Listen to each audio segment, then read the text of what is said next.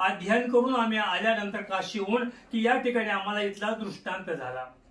या मठाचा दृष्टांत त्या ठिकाणी झाला. त्या दृष्टांतामध्ये आम्हाला येऊन इथले महाराजांनी आम्हाला सांगितलं की तुम्हाला या ठिकाणी दर्शनाला यावं लागणार आहे. तो श्रावण महिना होता.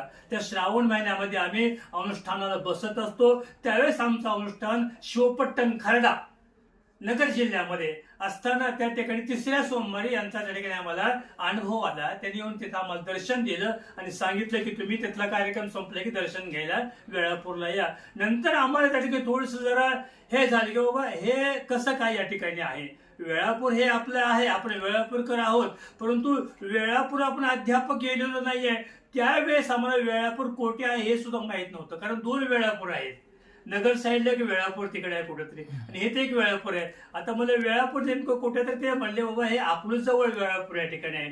ठीक आहे, श्रावण मासाचा कार्यक्रम त्या खर्ड्यामध्ये पार पडला.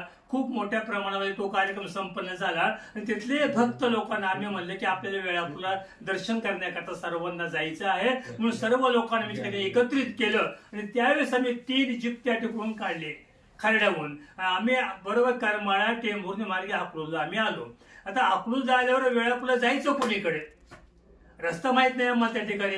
मग आम्ही साधारण तिथे विचारलो वेळापूरचा मार्ग कोणीकडे आहे काय. ते म्हणले हे पंढरपूर रोडने जावं. म्हणजे काय पंढरपूर रोडने गेले की तुम्हाला पहिला स्टॉप वेळापूर सापडतो. म्हणजे काय ठीक आहे. आम्ही वेळापूर म्हणून त्या ठिकाणी निघालो अकलूजवरून आणि बरोबर या चौकामध्ये आल्यावर मला हेच वेळापूर आहे लक्षात आलं. आता म्हणजे जायचं कुठं, परिचय नाही कुणाचा.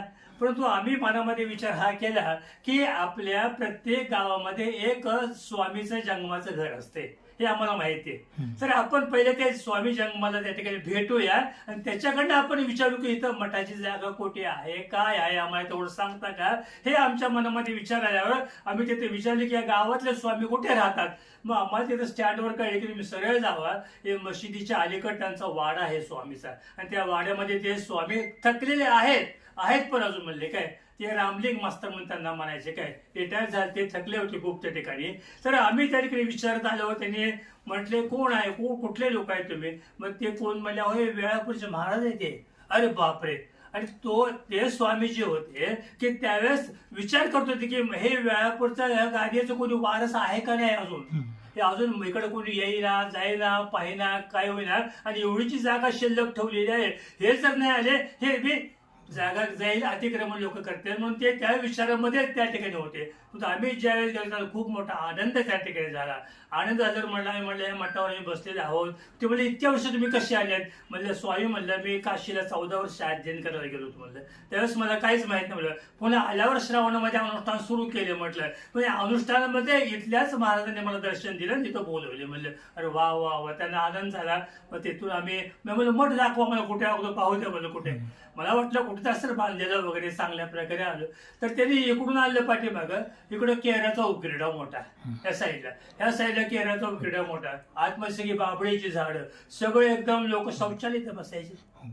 आणि आतमध्ये ते जुनी इमारत फक्त होती, ती बी 2-4 ठिकाणी ते पडलेली होती त्या ठिकाणी. काय तिथूनच मधनं आम्ही आतमध्ये नेलं. म्हणजे इथं आपले 3 समाधी आहेत माझ्या महाराज. तिथे 3 समाधी आहेत. म्हणजे इथं काहीच नाही स्वामी. अहो सगळं हे झालं. म्हणले तू कोणी आलं नाही ठिकाणी. मग तिथं ठीक आहे ते दर्शन घेतलं आणि आरं त्या ठिकाणी ठेवलं आणि इथं थोडंसं तिथं उभारलं बघितलं. म्हणजे जागा किती आपली. तर म्हणजे इथून त्या वड्यापर्यंत जागा म्हणजे आपली काय. अरे इच्छा म्हणजे आता बघाय आता ओळखायची कशी. म्हटलं सगळी बाबळीची झाडं मोठी मोठी. मी म्हणलं स्वामी आता एक करता का. मी येतो म्हणलं इथं काय, परंतु इथं पहिलं बाबळीची जी झाडं आहेत ही सर्व कुणाला तर तुम्ही काढायला लावता. माझी कुणाची ओळख नाही. म्हणलं हो म्हणजे महाराज तुमची इच्छा आहे ना मी काढायला होतो. म्हणजे कोण आहे आपल्या गावामध्ये एक भक्त आहेत म्हणजे काय आपल्याच समाजाचे. तर त्यांना म्हणजे याचा हे आनंद आहे की बाबा धार्मिक काम करण्याचा. मग त्यांना मी बोलवतो म्हणजे. तर त्यांना बोलवायचं म्हटलं की तेच त्यांच्या घराकडून चालले होते. विशेष योगायोग कशा असतात बघा. मग मला म्हणजे शिवादादा होडगे दिसतात. त्यांनी हाक म्हणले ते आले.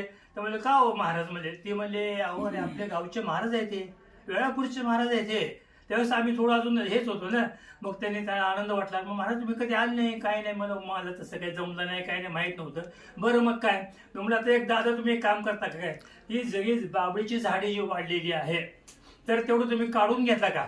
आणि काढल्यावर नंतर पण मला बार्शीला फोन करा. मी बार्शीला आहे म्हणलं. त्यावेळेस कुठला मोबाईल वगैरे काय ठिकाणी काय त्यात म्हणले महाराज मी तुम्हाला बोलावून इथं घेतो. मग त्यांना मी 500 रुपये दिले. असं नाही, मी व्यवहाराला खूप मी करेक्ट माणूस आहे काय, कुठे कोणाचे पाच तसे मी ठेवत नाही, हे नाही, व्यवहाराला ठीक आहे. आणि धर्म व्यवहार हा खूप मोठा फरक आहे.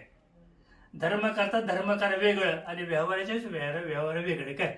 तर मी त्यांना ते म्हणले नको म्हणजे राहू द्या म्हणले. मग ते म्हणजे काढून घेतो की त्यांनी दुसऱ्या दिवशी सगळी झाडी काढून घेतली आणि घेतल्यावर मला बारशीला फोन केला तिकडं, मी फोन नंबर देता. मला म्हणले महाराज तुम्ही सांगितलं सगळं काढून घेतली, आता जागा खूप मोठी दिसते म्हणजे काय, तुम्ही बघा कधी येता. तर मला लगेच येतो मी, मला इथलीच ओढ पडली होती याची. लगेच मग एसटी मग पंढरपूर असं वेळापूर आलो. इथं आल्यावर त्यांच्या घरी गेलो.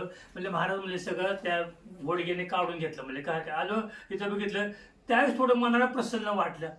प्रसन्न का वाटलं की ज्यावेळेस त्यांनी झाडी सर्व काढली तर त्याच दिवशी सांगलं की एवढा मोठा पाऊस झाला, सर्व घाण धुवून गेली. पा ही जी इथली घाण जी होती पहिली पूर्वीची किती वर्षाची असेल ती सर्व वाड्याला धुवून गेली बघा. मग एवढं प्रसन्न वाटायला लागलं. ज्यावेळेस पहिल्या दिवशी त्यावेळेस उभारू वाटत नव्हतं, पण त्या दिवशी ज्यावेळेस बघितलं प्रसन्न, आता मला आपण इथं काहीतरी करू शकतो. आता ते जिद्द निर्माण झाली की आता म्हणलं आपल्याला बार्शीचा मठ नको, टिंबुर्णीचा नको, कुरुडूचा नको, आपल्या वेळापुरचाच मठ तयार करायचा.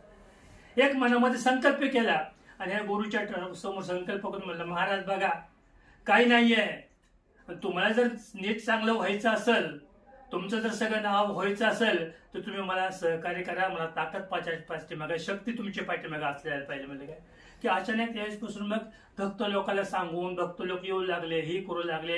मग नंतर 12 अनुष्ठान ठरलं श्रावणामध्ये. सल्ल्यावर त्याने म्हणजे महाराज आम्हाला विचारतात तुम्ही महिनाभर अनुष्ठान करणार, दक्षिणा किती घेणार.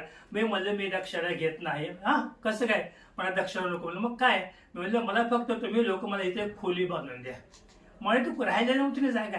मग ही जी खोली आहे 12 अनुष्ठान खूप सुंदररित्या झालं. नंतर त्या अनुष्ठानाला आमच्या समाप्तीच्या टायमाला आप्पासाहेब पवार आले होते. त्यावेळेस शरद पवारचे भाऊ ते आलते कार्यक्रमाला काय. मग त्यावेळेस त्यातलं अनुष्ठान सुंदर झालं 12. मग इथं आल्यावर तिकडचे लोक आम्ही आले 2-3 गाड्या. मग बघितलं म्हणजे बरं काहीच नाही म्हणले. मग तुम्हाला काय करायचं म्हणलं मला राहण्याकरता इथे खोली काढून द्या, काय हरकत नाही म्हणले. मग आले एक दिवस म्हणजे त्यावेळेस भाई महाराज होते आपले भाई महाराज. मग कोणता एक जण पाहिजे ना त्यांच्या हातून सुरुवात करायला काय. मग आम्ही त्यांना बोलवा, आम्ही सगळ्याला मानतो, आम्ही सर्व धर्म समभाव, कुठलं केवळ आपलंच नाहीये. मग त्यांना बोलवलं म्हणजे त्यांना बोलवलं. त्यांना आनंद वाटला. अरे बापरे मठाचा तर उद्धार होतो म्हटले की त्यांनी म्हटले महाराज म्हणले तुमच्या हातून फार मोठं काम होणार आहे आता पुढे. ते स्वतः म्हणले मला भाई महाराज, भाई महाराज तुमचा आशीर्वाद आमच्या पाठीशी असतो म्हणले काय हरकत नाही म्हणले. आणि त्यांनी पुढच्या अनुष्ठान मी इथे केलं वेळा मठामध्ये ती बांधल्यावर खोली. तर भाई महाराजांनी इथं बोलवले मी, तर त्यांनी माझे तासभर माझी लिंग पूजा पाहिली भाई महाराजांनी इथं बसून. आणि त्यांनी एक पाकिट मला दक्षिणा दिली. मला भाई नको नाही, सो अहम नाव फक्त दुसरं काही नाही पाकिटवर, अजून मी जो कोटी पाकिट. फक्त त्यांचा आशीर्वाद आम्हाला भाई महाराजांचा की तुमचं खूप मोठं काम होणार म्हणजे. त्या आशीर्वादप्रमाणे होत राहिलं. पुन्हा सगळ्या गोष्टी झाल्या, पूजापाठ अनुष्ठान प्रवचन धर्मप्रचार होत गेला. नंतर आता वयाच्या 75 वर्ष आता मला आपण आता थोडंसं जरा शरीराने कमजोर झालेलं आहे. आता मठाची परंपरा कोणता तर चालली पाहिजे, हुशारपैकी चांगला मुलगा इथे मिळाला पाहिजे. आम्ही अगोदर खूप कर्नाटकमध्ये जाऊन फिरून आलो, हुबळी, धारवाड, शिवमोगा, शिवयोग मंदिर या ठिकाणी बघून आलो, पण कुठं काही आम्हाला पसंत पडलं नाही काय. शेवटी आम्ही सोलापूरला आल्यावर आपल्या तिथं होटगे स्वामींचा मठ येत आहे सोलापूरला. मग त्यांच्याकडे त्यांच्या मठामध्ये मुलं असतात नेहमी करतात. मठामध्ये गेलो मग महाराजांना मला महाराज म्हणलं आम्हाला एक आशीर्वाद रूपी कोणतर मुलगा आमच्या मठावर द्या, गाडीवर द्या, कोणी तुम्हाला योग्य वाटत असेल ते काय. मग म्हणले महाराज म्हणले थांबा जरा, म्हणले काही दिवस थांबा, म्हणले काही घाई करू नका. म्हणले आहेत म्हणले मठामध्ये 2 मुलं, हे अजून एक दुसरे होते त्यांच्या वयाचे काय आहेत म्हणले, त्यांची मानसिकता तयार झाली की मी तुम्हाला सांगतो. म्हणजे अहो ह्यांना विचारलं पाहिजे, ह्यांच्याकडनंही केलं पाहिजे, मग तुम्हाला मी सांगतो म्हणजे काय हरकत नाही. मग त्यांनी महाराजांनी त्यांना विचारलं केलं. मग हे म्हणले काय हरकत नाही, मला वेळापचच मठावर व्हायचं. म्हणजे दुसरे जे होते ते चिडगुप्पा त्या मठावर तिकडे गेले काय ह्याच्यामध्ये. नंतर झालं पुन्हा आम्ही गेलो, महाराज म्हणले आहेत तयार ठिकाणी. मग ह्यांना आम्ही भेटायला गेलो सोलापूरला, यांच्या आई वडिलांना भेटलो केलो. मग नंतर आई वडिलांना भेटून त्यांची परवानगी घेतली. काय आई वडील महत्वाची आहे ना, आई वडिलांची परवानगी काय ते तर नकोच म्हणतो, ते यांना नकोच म्हणतो ते कशाला महाराज व्हायचं काय व्हायचं. पण ह्यांची जिद्द मी महाराजच होणार काय होती. त्यामुळे हे योग या ठिकाणी असं आला की नंतर ठीक आहे काय हरकत नाही. मग ते मोठे महाराज म्हणले, होटगे महाराज म्हणले अहो त्यांची इच्छा जर कुठल्या गादीवर बसायची आहे तर तुम्ही काढावं येता म्हणले. अडवू नका म्हणून त्यांना समजावून सांगितलं, कार्य करण्यात त्यांनी परवानगी गेली. मग इथं पहिल्या गुरुपौर्णिमेला आपण यांना इथं आणलं आणि पहिल्या गुरुपौर्णिमेला आपण सर्व भक्तासमोर जाहीर केलं की बाबा आपण यांना उत्तराधिकारी आपण घेत आहोत. मग सर्वांनी बी त्या ठिकाणी पाहिलं, बघितलं, आवडलं सगळ्या गोष्टी, यांचं प्रवचन वगैरे, पूजा पाठ सगळ्याला बी ते पटलं पाहिजे. प्रत्येक गोष्टी सगळ्यांना त्या गोष्टी भावल्या, आवडलं, सगळं झालं. महाराज म्हणजे ठीक आहे, योग्य आहे सगळं आपल्याला काय. आणि मी प्रत्येक गोष्ट भक्ताला विचारल्याशिवाय केली नाही. आजपर्यंत एक विशेष मला सांगायचं आहे की या मठाचं बांधकाम, मठाची कुठली गोष्ट का असेल ते प्रत्येक भक्ताला विचारले मी करायची का. आता यांना घेताना सुद्धा मला हे घ्यायचं का, हात वर करा सगळेजण. मग ज्यावेळेस सगळं म्हणजे हात वर केलं की हा घ्याय, तर पुन्हा कोणी मला हे करायचं आहे. पण काय उणीव कशात नाही आहे, पण एक सांगतो की माझं एक कर्तव्य आहे की सगळ्याची परवानगी करून आपल्याला घ्यायचं आपण. आणि